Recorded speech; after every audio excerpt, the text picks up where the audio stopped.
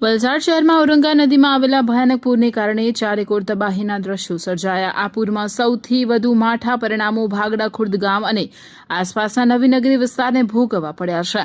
ઔરંગા નદીના રૌદ્ર સ્વરૂપને કારણે ભાગડા ખુર્દ ગામમાં અંદાજે 10 થી 15 ફૂટ જેટલા પાણી ભરાઈ ગયા હતા, જેણે સમગ્ર વિસ્તારમાં ભારે વિનાશ નોતર્યો છે।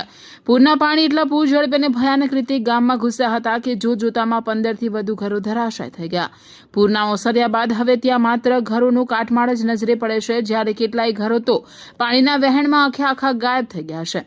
પોતાનું આજીવન કમાણીનું સાધન અને છત ગુમાવી દેતા ભાગડા ખુર્દ અને નવી નગરીના ઘરમાલિકો તથા સ્થાનિક રહીશો ભારે મુશ્કેલીમાં મુકાઈ ગયા છે। લોકો પાસે હવે માત્ર કાટમાળ સિવાય કશું જ બચ્યું નથી। આટલી મોટી કુદરતી આફત આવી હોવા છતાં ભાગડા ખુર્દ ગામ ખાતે સ્થાનિક તંત્ર દ્વારા સમયસર કોઈ યોગ્ય મદદ પહોંચાડવામાં ન આવતા ગ્રામજનોમાં ભારે રોષ ફેલાયો છે। ઘરવિહોણા થયેલા લોકો અત્યારે ખુલ્લામાં રહેવા મજબૂર બન્યા છે, ત્યારે તંત્ર દ્વારા વહેલામાં વહેલી તકે સર્વે કરી યોગ્ય વળતર અને રાહત સામગ્રી પહોંચાડવામાં આવે તેવી સ્થાનિકો ઉગ્ર માંગ કરી રહ્યા છે। સમસ્યા તો એ કે જે વર્ષોથી આજે કહેવામાં આવે કે ઔરંગા નદીમાં ઘોડાપૂર આવે, પણ ઘોડાપૂર કરતાં પણ ખરાબ ગંભીર પરિસ્થિતિ અને સરકાર દ્વારા તો એલર્ટ કરવામાં આવ્યા જ।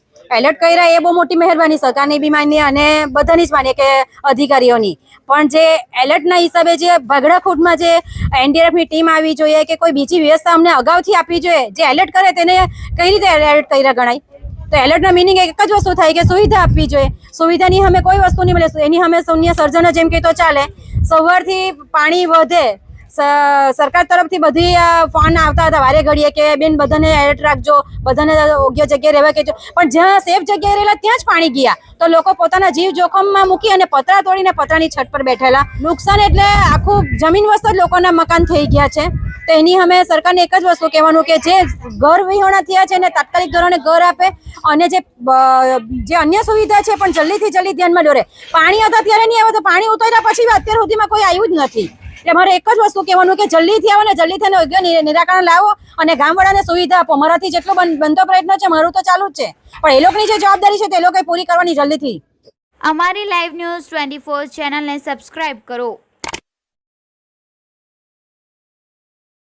બેલ આઇકોન દબાવો જેથી આવનાર ન્યૂઝ અપડેટ્સની નોટિફિકેશન આપ સુધી સૌથી પહેલા પહોંચે।